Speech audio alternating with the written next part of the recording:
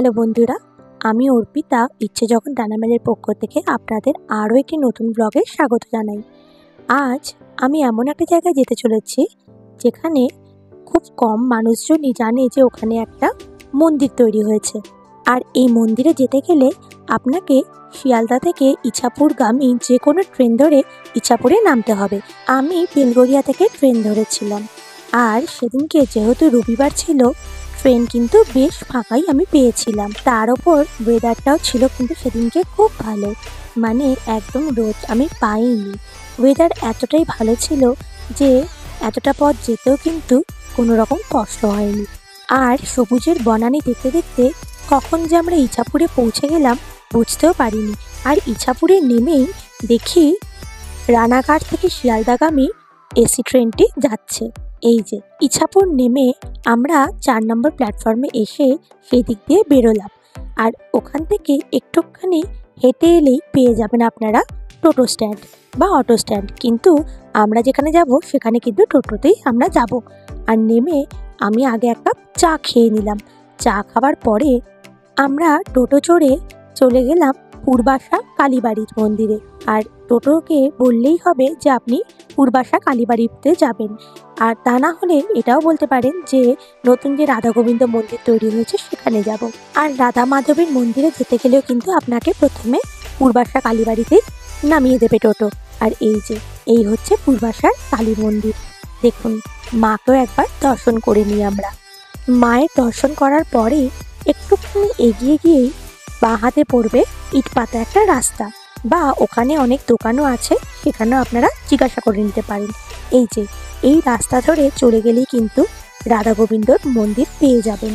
চলুন, রাস্তা ধরে আমি চলেছি রাধা গোবিন্দর মন্দিরের উদ্দেশ্যে।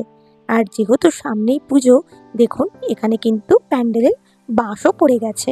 আর এই বাঁকটা ঘুরেই মন্দিরের চূড়া দেখা যাচ্ছে। এইটি হলো ইছাপুরের পূর্বাশায় তৈরি একদম নতুন রাধা মাধবের মন্দির। আর এই মন্দিরটা কিন্তু এত সুন্দর এবং ইস্কনের মতোই মন্দিরটি কিন্তু তৈরি করা হয়েছে। খুব ভালো লাগবে এই মন্দিরটাতে এসে। আমি নিজেও কিন্তু খুব শান্তি পেয়েছি এখানে এসে।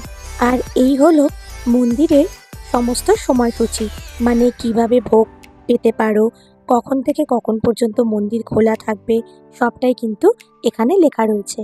তবে এই মন্দিরে ভোগ পেতে গেলে কিন্তু 2 দিন আগেই এনাদেরকে আপনাকে ফোন করে জানাতে হবে, আর অনলাইন কিন্তু টিকিট বুক করে নিতে হবে।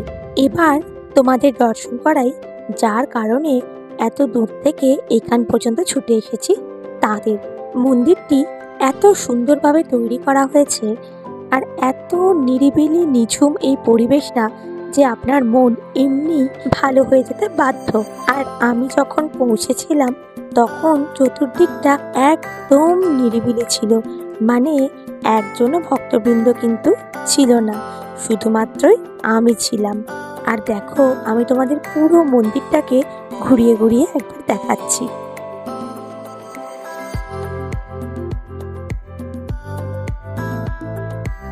আর এই হলো রাধা মাধবের বিগ্রহ।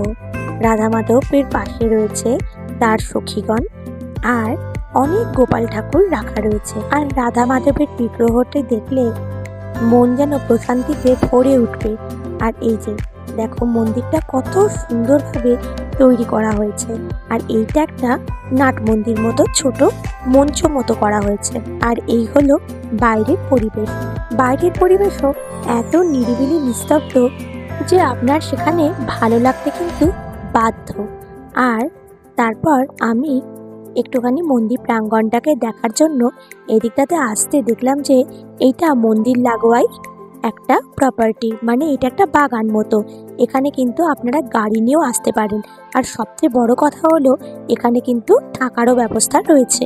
যারা শহরের কোলাহল থেকে একদিনের জন্য একটু শান্তিতে ঠাকুরের নাম কীর্তন করে দিনটা কাটাতে চাইবেন, তারা কিন্তু অবশ্যই এখানে একটা রাত্রি যাপন করতেই পারেন। আর সবটাই কিন্তু অনলাইন বুকিং করেই সম্ভবপর হবে। এবার চলো তোমাদের একবার রান্নাঘরটা গিয়ে দেখিয়ে আসি।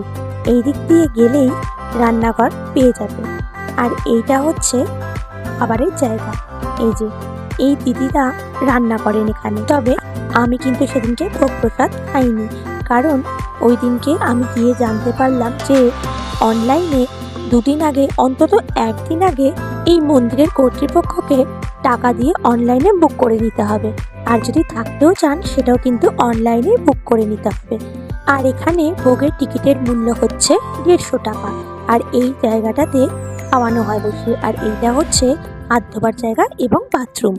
তবে আজ আমি ইছাপুরে একটি বিশেষ কাজে এসে এই মন্দিরটা হট করেই দর্শন করে গেলাম ঠিকই, কিন্তু আপনাদের সঙ্গে কিন্তু আমি আরও একদিন এই মন্দিরটির ব্লগ সারা দিন থেকে শেয়ার করব।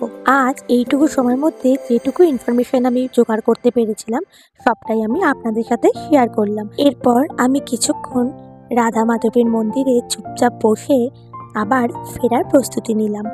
এই রাস্তা ধরে বেরিয়ে এই যে মাঠের এপার থেকে মন্দিরটা দেখুন কত সুন্দর লাগছে। আর রাস্তায় বেরিয়ে একটুখানি হেঁটে গেলেই স্টেশনগামী টোটো পেয়ে যাবেন। ব্লগটি তাহলে এখানেই শেষ করলাম বন্ধুরা। টাটা বন্ধুরা।